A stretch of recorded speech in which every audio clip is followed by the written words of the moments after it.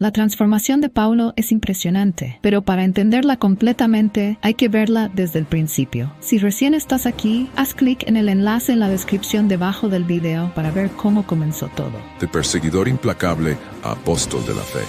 El viaje de Pablo es una de las transformaciones más extraordinarias de la historia. Desafió imperios, venció prisiones y llevó el mensaje de Cristo al mundo. ¿Estás listo para descubrir cómo un encuentro cambió el curso de la humanidad? Sumérjase en esta aventura de fe, coraje y redención. Capítulo 2. La luz que ciega. El resplandor alrededor de Saulo era tan intenso que parecía desgarrar la realidad a su alrededor.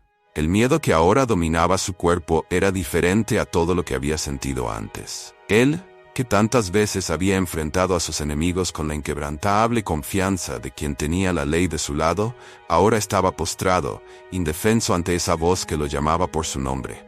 La voz que afirmaba ser el mismo Jesús, el Nazareno a quien tanto se había esforzado por perseguir.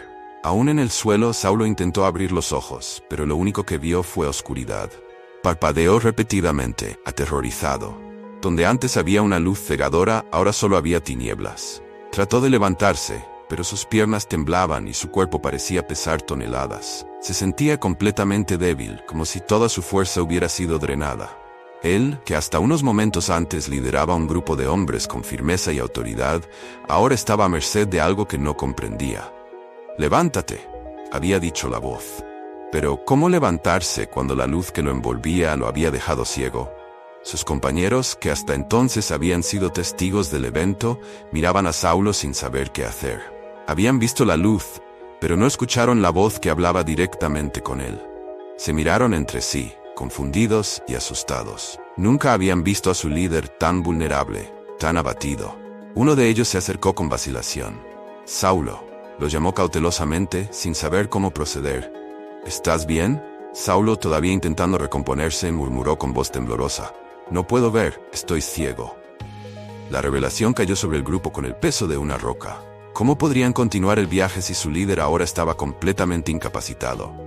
Sin saber qué más hacer, dos de los hombres avanzaron, ayudando a Saulo a levantarse. Con los brazos apoyados sobre sus hombros, él se dejó llevar, aún aturdido. Mientras caminaban en silencio por el camino polvoriento, los pensamientos de Saulo eran un torbellino. No había sido derribado por un enemigo humano, sino por algo mucho mayor. Aquel a quien había perseguido con tanto fervor, cuyo mensaje había despreciado, ahora le hablaba directamente. ¿Cómo era eso posible? Todo lo que creía estaba siendo cuestionado. ¿Cómo podía ser que aquel hombre crucificado, que consideraba una blasfemia, le estuviera hablando? Con cada paso hacia Damasco, la confusión de Saulo se intensificaba. Él, el ardiente defensor de la ley, había sido confrontado por el mismo Jesús, el Mesías de los cristianos. Su mente luchaba por encontrar lógica, pero todo lo que quedaba era el sonido de aquella voz resonando. «¿Por qué me persigues?». Saulo trató de reorganizar sus pensamientos, pero la ceguera era un recordatorio constante de su impotencia. Él, que tantas veces se había jactado de su visión espiritual y entendimiento de las Escrituras, ahora no podía ni siquiera ver el camino frente a él. Era como si, junto con su vista física, su claridad mental también hubiera sido arrancada. Cuando finalmente llegaron a Damasco, la ciudad que debía ser el escenario de su gran misión, Saulo no entró como el perseguidor triunfante que había imaginado. En lugar de eso, fue conducido humildemente por los brazos, ciego, vulnerable, confundido. Los hombres que lo acompañaban lo llevaron a la casa de Judas, un hombre que vivía en la calle derecha, tal como él había ordenado antes de ser derribado. Saulo no dijo nada más. Solo se dejó guiar, aún aturdido por los eventos. Al llegar a la casa, sus compañeros lo colocaron en una cama. Saulo, que hasta ese momento no había pronunciado palabra desde su confesión de ceguera, simplemente se quedó acostado en silencio. Pasaron 3 días, y durante esos 3 días, Saulo no comió ni bebió. Apenas dormía, atrapado en una espiral de pensamientos, orando y clamando por respuestas. La ciudad de Damasco, que parecía tan vibrante a los ojos de sus acompañantes, ahora era un borrón de oscuridad para Saulo. Las voces a su alrededor sonaban distantes, como si vinieran de un mundo al que ya no pertenecía. Los días se arrastraban, y Saulo, postrado en su ceguera, no tenía otra opción más que esperar.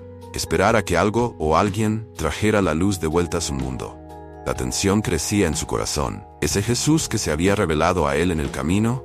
¿Qué esperaba de Saulo? ¿Cuál sería su destino ahora?